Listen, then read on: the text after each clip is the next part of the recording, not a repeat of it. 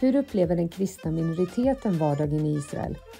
I Betlehem har till exempel majoriteten av de kristna i området flyttat eller flytt till andra länder. Vi träffar den palestinske pastorn Steven Khoury som berättar om församlingsmedlemmar som blivit dödade, men trots det också om en stark tro på framtiden. The biggest interest for me as I'm meeting you is, I've heard about a lot of Christians here in Bethlehem as well. When you think about Bethlehem area and you haven't been here, there's obviously many Muslims living here, nothing strange with that, but also a number of Christians. And you have Copts, Protestants, evangelicals, Catholics, all kinds of Christians. But what we do know, though, is that the number of Christians have been decreasing in the past decades. What can you say about that? Well, it's a fact. I mean, at one point, Christianity in Bethlehem and the surrounding villages and towns is 85%, 86%, and in about 22 years, plus or minus 23 years, it's almost completely switched, completely swapped. Many Christians fled the country. Many Christians either left Bethlehem and went to another area in the land. But the majority who left in those last 22 plus years, they fled the country. They went to Europe, they went to America, they went to Australia or Canada, or what be it. So the statistics really have changed a lot. Which leaves how many Christians here, would you say, percentage-wise? If you bring Bethlehem with its surrounding villages and towns, there's varying statistics, but I would say anywhere between the 15 to 20% plus or minus today. Compared to 86. 85, 86%, 23 plus years ago. It's a huge decrease. Yeah. And are all the rest Muslims? So yes, the other side, the Muslims are Muslim community. And you have varying range of Muslims. You have secular Muslims, you have moderate Muslims, you have religious Muslims, and some Muslims who are considered by other Muslims who to be fanatical, extremists, or whatever. So we have a wide spectrum of Muslim community within this area. You said Christians have felt abandoned here. Yeah. What is in that word? Why?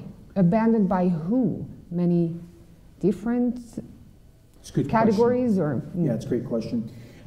The way the people would answer this is, you have today the world, international world, in this case it's yourself, the Swedish world, and sure. you're being pushed towards one direction. Whether it be you're being pushed towards loving one side, hating the other, or you're being pushed sympathizing with one side and non-sympathizing with the other. And when you do that, one is going to be left out and the other not. So you have this dilemma where they feel abandoned, where I had a lot of young people during the second intifada, the uprising, the war and battle, a lot of young people say, Pastor Steve, why am I being lumped into every statistic? Muslims and Christians, I don't want violence. I don't want hatred. I don't want to kill a Jew. I don't want to kill a Christian. Why am I being suppressed, being put in statistics? What they're telling me is, why are those above me in power and leadership? They're talking about both sides. Why are they pushing me into one direction, pushing me into one category? And that's one of the main reasons that many have felt abandoned and neglected and so forth. You have the Zionistic Christians who love Jesus but also love Israel. A lot of times they do love Israel at the sake of not reaching out to the other side. And then the other side, those who are in social justice driven and so forth, who are not religious, not Christian based related, they would support and push the Palestinian cause, a lot of times at the sake of false values and at the same, a lot of times calling good evil and evil good, and we see that a lot today. And we've seen this young generation really get lost in translation. When today the PA have come a long way. The Palestinian Authority, the Palestinian streets, they've come a long way from 20, 25 years ago. And that's because there is a dialogue, there is a discussion between the Israel and the Palestinian forces on security and stability and so forth, putting politics aside. And I think that's what I want the Swedish people to understand. You don't have to love the Jew and hate the Arab, or love the Arab and hate the Jew. There is enough room in the heart of the Father to love both the Jew and the Arab. Why shouldn't we? But at the same time, we have to call good good and evil evil, and not switch the two. Has there ever been Or can you mention any occasion where you personally have felt, this is a high price for me to follow what I'm actually teaching here? Yes, growing up, we've grown up seeing a lot of Molotov bombs being thrown at a church community here. We've had church members get physically attacked. We had Sundays, especially during the 80s and the 90s, so this was before the Second Intifada, where we'd have our young men from the refugee camp come in with metal sticks and wooden sticks, and we would have physical fights and beating inside the church, and we'd push them out. When things calmed down, we'd go home all the way to the next Sunday. Our church was sitting in here, had many times Molotov bombs thrown at us during the 80s and 90s, because we are a church that teaches the love of the gospel, teaches about Jesus. We are a church that also teaches to love the other in the land. Pastor Steven Khoury och hans församling gör nu en stor satsning på att bygga en bibelpark i Betlehem för att öka förståelsen för den kristna tron. So what we're doing here, nobody else is doing in this part of the country here, which is this full out of leadership training evangelistic center with a lodging, and also the next to it, which nobody else is doing, is called the Nativity Encounter Bible Experience. What it is, it's a 12-station Bible walkthrough where you walk through. It's an outdoor, indoor museum Bible. You're walking through, you're learning the Bible, Muslims, Christians, Catholics, Greek Orthodox, whatever background they are, and foreigners, of course, the pilgrims, when they come to Israel. We're trying to bring the truth about Jesus Christ, stories, truth about the Bible in a creative, interactive way where anybody can come in and not feel like they're different. All the way around, all the way up to those trees up there, we own all this. It's one of the largest empty plots of land in the city of Bethlehem. And our goal right now, is we have the land, it's debt free, we own it. God's been so good to us.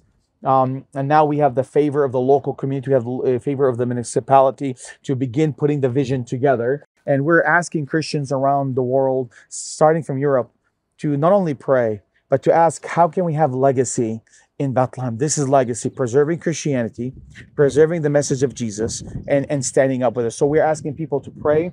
And the next phase is we need help with the digging, excavation, and the pouring the foundation. We need support for that, right? That's the prayer right now globally.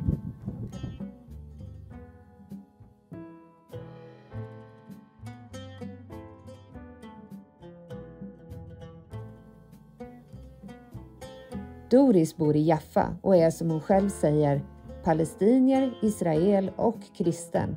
Hon berättar om hur det är att vara kristen i Israel och att leva sida vid sida med andra religioner. Maybe here in this country, yes, it's more focused about the religion. Don't forget that this country calls themselves, we are Jewish country. So the religion is the first. Even when I presented myself, I told you I'm Christian, Arab, Palestinian, Israeli. So the religion is the first. This country calls themselves, we are Jewish country. So the religion is the first. Even for the Jew, even for the Muslim, and for the Christian. Yeah, I find that interesting. So you're saying Christian first, Arab, Palestinian, Israeli. Yes. What does it mean to be the number one? You're saying Christian. What does that mean for you in daily life? What does Christianity mean for you as a person? I'm proud. I put my religion in the first. I'm very proud with my Jesus. So I put the religion first, then my language, I'm Arab, then Palestinian, because my roots, it's Palestinian. My parents born here before 48, then Israeli. But I'm all at the end. I'm all. All of those. Who's Jesus to you? Everything Jesus in my life. Not only in my life, in all our family. We are Christian. We are very proud. I'm not visiting the church every Sunday, but yes, we visit time from time. So also we are a group here. Yes, we are minority, but we still be together. If we have activities, all the Christian came and we need to be together. So Jesus is everything in my life. When I wake up, when I go to sleep, Jesus was us. Journey with us, with this journey. It's not easy, but it's with us.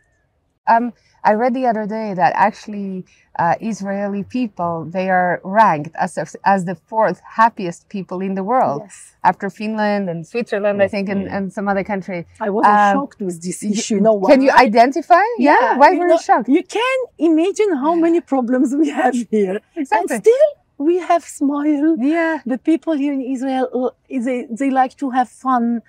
Even Arab Jew, all the time with bombs and they're expensive. And all the time we have things here in Jaffa, in Israel.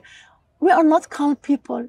Especially on July, August, we become very nervous people. It's a very hot country. So all the time we are active. At the end, we are the fourth place. We are happier. Yeah. Yes, the people here in Israel, even with all this issue, we are happier. I'm not sure in Finland they have like our situation. No. So I would say how we become very happy, I don't know. Maybe because of it, because you learn to deal with the problems from time to time, living 1 second at a Honestly, I don't time. know nothing else, only this life. Last question. What are you hoping for the next 10, 20 years here in Israel? Anything that you would hope for change? I hope the life will be more calm and we'll be the first one next 1 year, happier people, because really not easy, our country. Yes, it's very complicated, but it's very interesting. Even all the issues between the Arab and the Jew, I hope one day it's finished. They will find a solution. Shirley Burdick jobbar med att bygga relationer mellan judar och kristna. Hon brukar bland annat hjälpa kristna besökare i Israel att förbereda sig för att delta i det judiska sabbatsfirandet. So our organization's name is called 10 Gentiles. Why do we call that? It's an inspiration from the scripture, Zechariah chapter 8:23. And however, today we are too far. Jewish and the Christian relationship is too far from the picture that Zechariah gave us. Because you're a Christian yourself. I'm a Christian. Yes. So you want to teach Christians, Correct. educate Christians? We want to help Christians to have that mentality that eventually one day we will go hold on to the garment of a Jew, say, please take us. Okay, so to instill respect and instill humbleness towards the Jewish people, to actually see who the Jewish people are, to see the long journey they walked with God all these thousands of years, how the Lord refined them. You meet a lot of Christians, and, Yes. you talk about teaching Christians respect for Jewish traditions and so on, and you're not out to convert Jews. We're not out to convert. Yeah. Yes. So have you seen Christians, being disrespectful, but maybe without knowing, or what's your? Yes. Yeah. Yes. So, for example, I go to churches in the United States, and often when Christians talk about Jewish people, they use words like, "Oh, they're just doing tradition mindlessly. They're just doing what their father's doing. They have no idea what it is they're actually doing. Okay, they don't understand the meaning behind the law." That's actually false. They actually do understand. So we try to take Christian visitors to go to synagogue for them to see if there's darkness or light, and also for them to see God's relationship with His people. When you see how they worship, it's very obvious. And in which way would you say that you can see the fruit of your work? Okay, very good. The fruit comes from, so often when we take Christians into synagogue, when they come out, they are in tears. Okay, they're in tears. And that you see the heart of repentance. They see that they start to have that repenting towards the Jewish people. And also you see that they want to know more.